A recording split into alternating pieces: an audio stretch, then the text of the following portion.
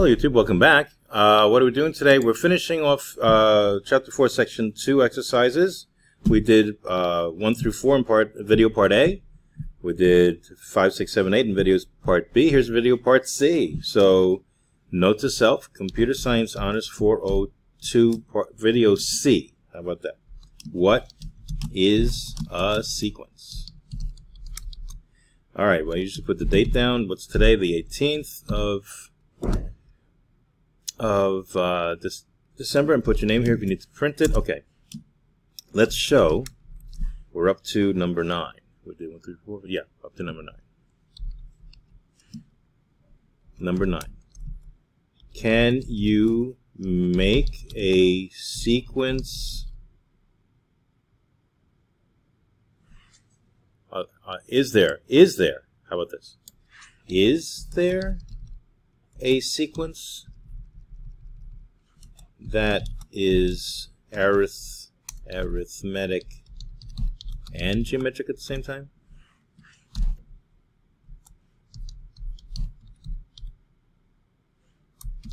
Aha. And we played around with this and we figured out any sequence where the terms are constant. So, in other words, if a sub n is a constant, like, I don't know, 4, that should work. Let's see. So, let's show that.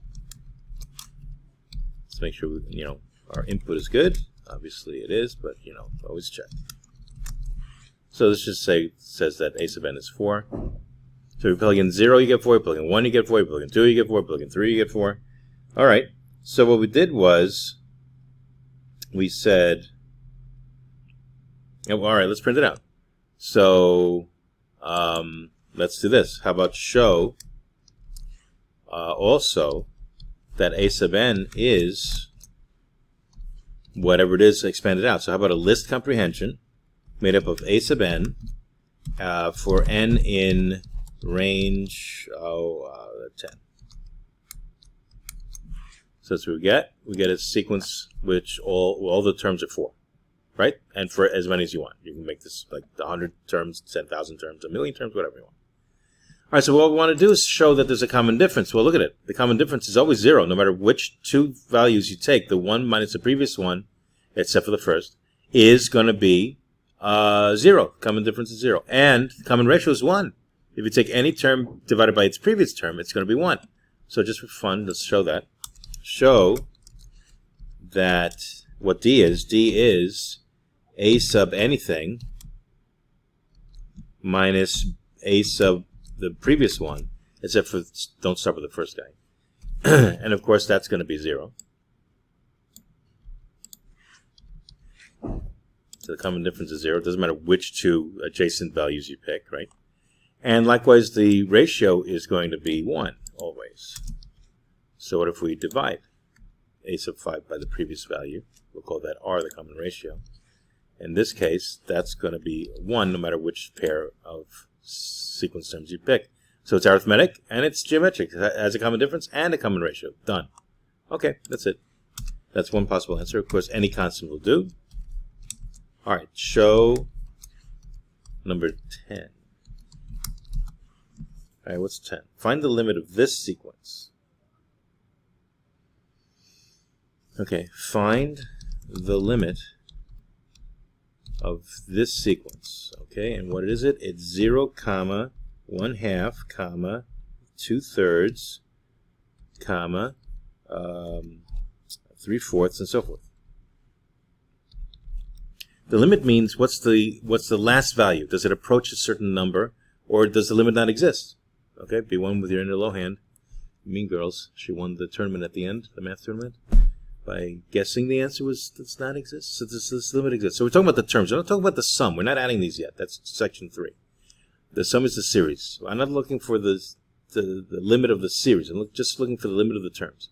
And look, it's 0, it's 1/2, it's 2/3, it's 3/4. Isn't it getting bigger and bigger? Right? 0.5, 0.666, 0.75. Is it approaching 1? Is that what's going on? Let's show that. Okay? So how are you going to show that? What we did was we said, okay, B sub n is, well, think about it. If n is 1, this is n plus 1. If n is 2, this is n plus 1. If n is 3, this is n plus 1. It's n over n plus 1. but we start with n equals 0, so we get the 0th term, right? So we could print out a whole bunch of values, but what we said was, okay, let's create a list of inputs. Okay? So let n, let's say big N, be the input. Let's make it a range, what do I want? Range 10. All right? And if you print that out, you just see this. What are these? The integers from 0 to 9, or the whole numbers from 0 to 9. Let's make sure that's correct. Just double checking that everything's working correctly.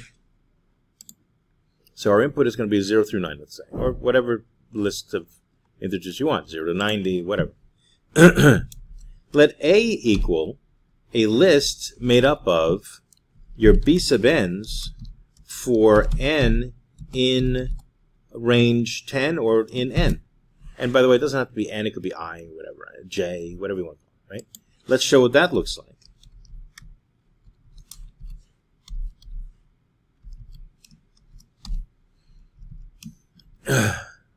And it should be these numbers, 0, a half, 2/3, 3/4. Yep, there it is. And then some more. Okay. 9 over 10, yeah, n over n plus 1, right. Okay, good. But now what I want to do is I want to graph these values and see if the values are getting closer and closer to a certain value. How do you graph a sequence? Well, I created a sequence called AN. And it's going to be the zip of the independent variable with the dependent variable. So what I'm going to do is I'm going to get a list of points to plot. And when you plot a sequence, you just get the points. You're not connecting the dots. Just what you get at 0, what you get at 1, what you get at 2, what you get at 3. You're not plugging in 2.5. You're not plugging in 3.9. Right? It's not every real number. It's not a continuous function. It's a discrete function for n is a whole number, 0 or greater. So let's show what that looks like. And what I'm saying is that that should be a list of points, like 0, 0, and 1, a half, and 2, 2/3, and 3, 3/4. Let's see if that's what we got. I called it big AN. I don't know what else to call it. Just call it whatever you want. And there you go. So if n is 0, A is 0. There's a point. If n is 1, A sub n is a half. There's a point. If n is 2, A sub n is 2/3. There's a point. I want to plot these. All right. So let's do that. How about we let's show the plot of AN. But what it does, if you do that, it's just going to take the y values. And if you graph y equals a constant, you get horizontal lines. You have to tell it that you want to plot the points like this. All right, let's see what that looks like. And it looks like the values are growing pretty quick. It starts at 0, and then it's a half, then it's 2/3, then it's 3/4. Right? It starts growing pretty fast, and then it slows down, and it's leveling off. I think there's a horizontal asymptote here. All right, now see how it is? They're not connected. They're just dots. But if you smush a whole ton of points into the same graph, it might look like it's connected because they're all squished together. Let's say we do 100 points now. All right, notice what I did here? I just changed it to 0 to 99 for n. Right? 0 to 99 for n. It's going to be hard to see that, but let's see.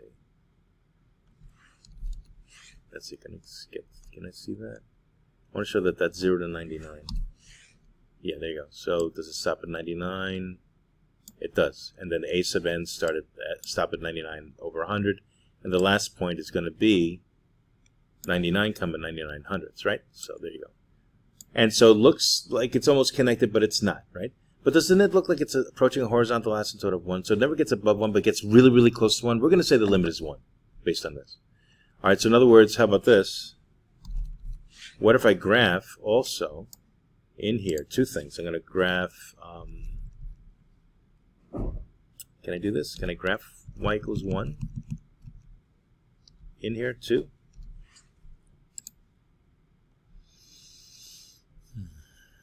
No, it won't let me do that. Okay.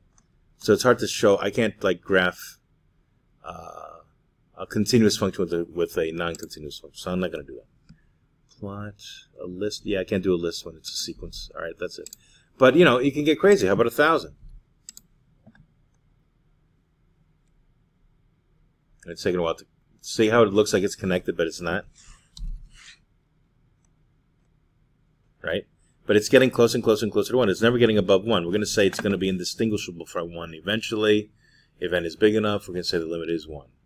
So as n gets closer and closer to what you want, in this case infinity, a sub n gets closer and closer and closer to 1. So as a approaches infinity from the left, a sub n approaches 1 from below. Okay, that's good. Now, if you want to print this out, I don't really want to go crazy like that, so I'm going to do it like this. All right, there you go.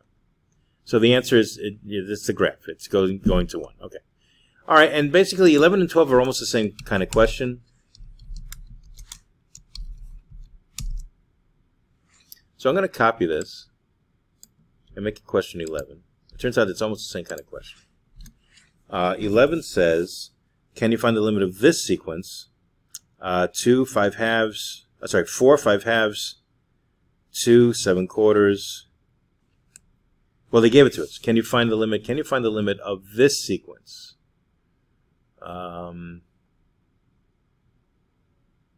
They just gave it to you. They said, I'm going to call it, how about C sub n equals quantity over quantity. It's a fraction.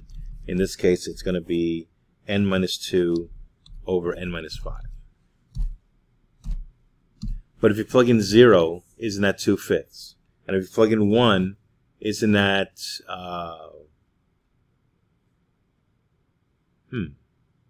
Oh, there's an issue with this one. Okay. All right, that's fine. So I'm going to call it... You know what? Call it B sub n, because then I can just use the same script.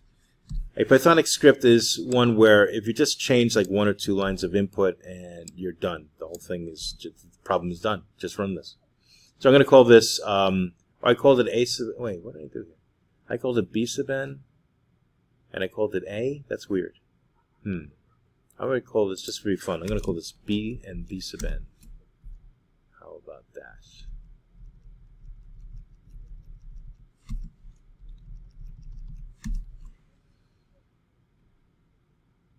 Alrighty. So, since I'm using B, right, I want to call it B sub n. So... I'm going to get rid of this. Okay. All right, so now B sub n is that. And if you try to run this, there's a problem. A is not defined. Where? Where do I have A? Oh, it's not A, it's B. Dang it. I want to be consistent, and now I'm being inconsistent. Isn't that crazy? I'm being crazy. There's more A's in heaven than are thought of in your philosophy, Horatio. Alright, so A is still not defined. What's going on? Where else am I using A? There. I should have just made everything A. Oh well, whatever. Alright, so based on B sub n. Now, there is an issue with 11. Division by 0, right? When does that happen? Well, remember, if we're doing range 10 for the input, that's 0 through 9, we're plugging in 0. That's okay. Negative 2 over negative 5. You're plugging in 1. You're plugging in 2. When is this undefined? If you plug in 5. Ah, okay. So how about we start with a value bigger than 5? All right, let's make the range 6 comma something. And how about we go to 16, so we still get 10 numbers. In other words, 6, 7, 8, 9, 10, 11, 12, 13, 14, 15, right? All right, so we're plugging in 6 through 15. I get 4, 5 halves, 2, 7. Right, that's right. These are the points I'm graphing. And what is approaching now?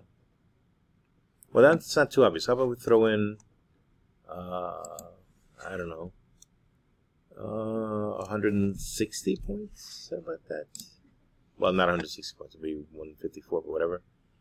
And look, it's getting closer and closer and closer to, I think it's going down to 1. Now, it's hard to see because the y min is not showing as 0.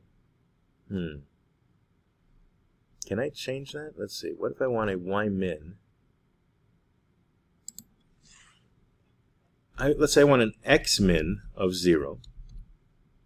Because x is like the ends, right? We're plugging in. And x max is the 160. And the first value was 4. If we plug in 6, yeah. So how about a y min of 0 so I can see it? I didn't see the whole x and y axis thing. And the y max of, well, it starts at 4 and again it decays, right? Can I do that with a Sequence plot? No, they won't let me do that. All right, well, I'm going to say that this looks like it's getting closer and closer to 1, but the limit is 1 from above. Aha. So let's make it even more obvious. How about this? Up to 1600. What happened? Line 23. What did I do? Oh, I didn't close the show. Okay. So let's see the last graph. Where is it? It's taking a while to graph. But it's getting closer and closer and closer to 1. So as n approaches infinity from above, as n approaches infinity from the left, a sub n, or b sub n in this case, is approaching 1 from above. So the limit is still 1. It's still a horizontal asymptote, like y equals 1, or in this case, b equals 1. All right, let's not get too nuts here. Let's make it 16. All right, and 12 is almost the same question again. Find the limit of this thing. Okay, so I'm just going to copy all of this. I'm going to make it 12. And find the limit. They gave you, what? N over square root of n squared minus 1. N over the square root of n squared minus 1. You can make it Pythonic with star star too if you want. So that's what this is. Is there a domain issue? Well, I can't plug in 0 because it's the square root of a negative. We're not dealing with that. I can't plug in 1 because we square root of 0, right? So I got to plug in 2 to. How about 2 to 12? Same problem as before. Otherwise, the rest is done. All right, so let's see number 12. And again, it looks like it's approaching 1 from above, but these numbers are very small, very fast, so it approaches 1 very quickly. Let's make that more obvious. How about we make this 120? Where's the last one? There it is. So it's approaching 1 from above again. And again, it looks like it's connected, but it's not.